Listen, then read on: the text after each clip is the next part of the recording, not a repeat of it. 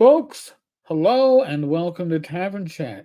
I am Eric Tenkar, your host, your bartender in the OSR, your main proprietor at the Tenkar's Tavern blog.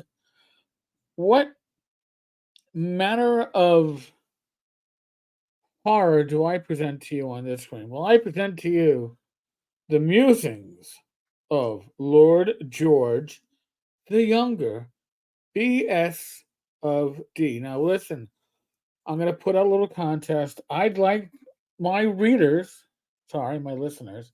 I'm talking about a book here, so I guess I'm not asking you to read it. Trust me. Um, I'd like to hear what you think BS of D stands for. There's no actual physical prize to give out. The best answer, though, will get a Tavern No prize. If you read Marvel comic books back in the 70s and 80s, Marvel gave out a No prize in their letter column. You got the no prize for the best letter. Well, you can get a no prize for telling the best interpretation of what BS of D stands for. It could be the bullshit of Dave. I don't know. There, that one's taken. Do better than that. So, the musings of Lord George the Younger, BS of D, Dave Johnson. Now, I had to have somebody point out to me that on the left side of the screen, what you're seeing to the left of the uh, Lord George the Younger portrait, there's a wall of text. That wall of text would be the back cover of this book.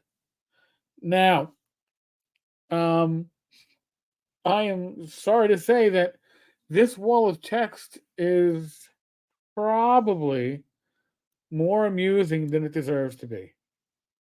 So I am going to zoom in a little bit on this wall of text because I figure you all want to read along with me as I read this. And again, this is a lesson on how not to lay out a book cover, right? You don't want it to be illegible. You don't want your reader, your potential customer, struggling as if they were dyslexic. Because maybe that's the lesson here, right? Maybe we all become dyslexic trying to read the writings of Lord George the Younger. So, in the inaugural journey, or perturb, readers are introduced to Lord George the Younger, B.S. of D, a man who is both young and old at the same time. Wow, if that doesn't draw the reader in, I don't know what will. Despite being known for his wisdom, he is not considered a wise teacher. Oh, wow, all these contradictions. Wow. Sorry, but this is pretty much the writing that you can expect within. Instead, he's a man who loves women and is loved by them in return. Lord George is also the author of two books, the Book of Foretelling and the Book of Casings, which is all about sausage. Exciting. This is riveting shit, right? This is what you want in your back cover. And again, it's a wall of text. This is a single fucking paragraph. Lord George's closest friend and confidant is Lady Eliza Havenfirst. Because she Haven first, not second, I guess. She is a determined, resourceful woman, fiercely loyal to Lord George. With her intelligence and grace, she can easily navigate difficult situations. As the story unfolds, their lives become entwined as they face numerous challenges. The story revolves around the mysteries of the dystopian and Discordian comedy of life, which Lord George and Lady Eliza must solve together. Again, we're still in the same paragraph. The journey begins with top secret materials and documents kept by kept in Biden's garage, but not spelled with an I, spelled with a Y. Don't get your panties in a knicker thinking that it could be the president. Has nothing. It has everything to do with the president, probably. As they investigate, they uncover a conspiracy involving wild creatures converging.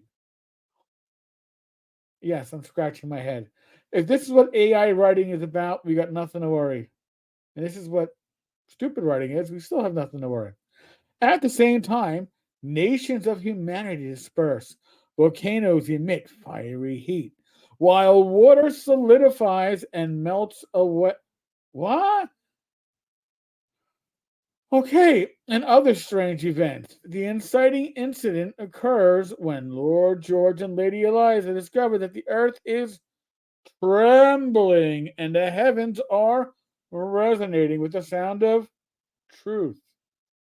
From here, the conflict rises as they delve deeper into the conspiracy and face numerous obstacles. Isn't this riveting? Isn't this the summary that makes you say, I want this book? No? Okay. They must use wit, intelligence, and resourcefulness to overcome these challenges. How about using that to actually give us worthwhile writing? Why bother? They must use. Oh, I already read that. See, I read it. Just saying the same shit. As the story progresses, readers are taken on a journey of cause and effect. Sorry, that makes no fucking sense. But all right. Every action has a reaction, and every obstacle they face has a consequence. The conflict becomes more intense as they uncover more secrets and face greater challenges. In the end, Lady George and Lord George, sorry, didn't mean to insult George, and Lady Eliza successfully unravel the conspiracy and solve the mysteries of this dystopian, Discordian comedy of life. Therefore, since you know how it ends, you don't need to read it. Dave, you've done a great job in giving us a summary and then telling us how the story ends so I don't have to waste my time. Not that I would. They emerge victorious, having overcome all obstacles and challenges. Wow. That makes me feel so much better. The story concludes with a revelation of all major plot twists and characters, satisfying readers with a full understanding. This is what happens when you say, hey, ChatGPT, can you summarize the piece of shit that I just wrote? And can you summarize it so I can put it on the back cover of my book? Because I lack the skills to write the story in and of itself, but I certainly can't summarize the shit that I've written.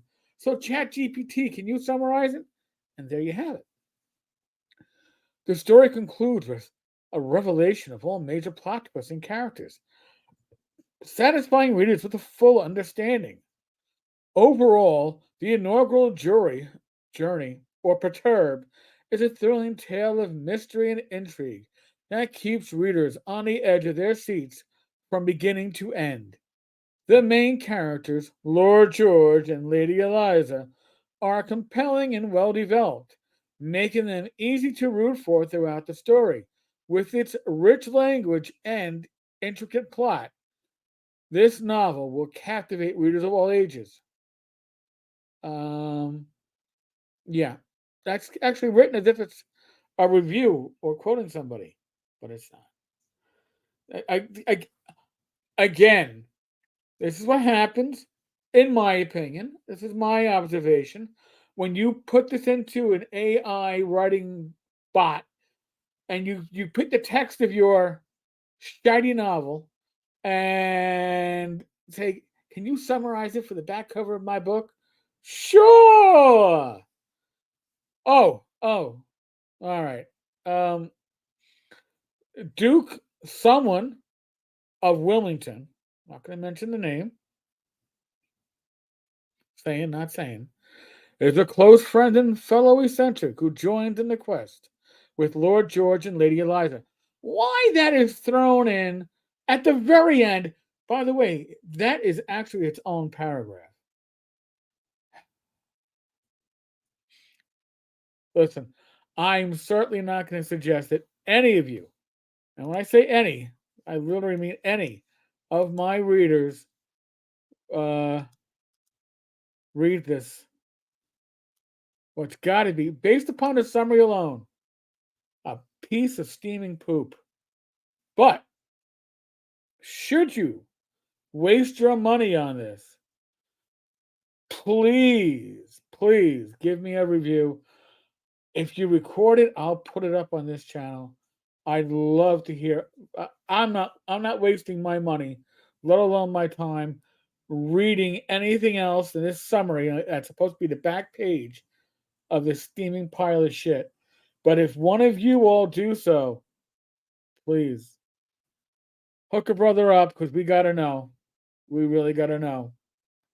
And maybe we'll make a collection for your psych services afterwards because you may need them. Folks, on that note, yeah, be safe, be well, God bless, roll those dice, roll them well. This is not an endorsement. There's no link. You can find us on Amazon. Please don't do so. Um, you know, this is like reading one of those tomes in Call of Cthulhu. You lose sanity points. Well, you've already seen the sanity point loss that you're gonna. Trust me, none of my viewers, none of my listeners deserve that. Consider this a fair warning. All right, folks. On that note, I'm out of here. God bless.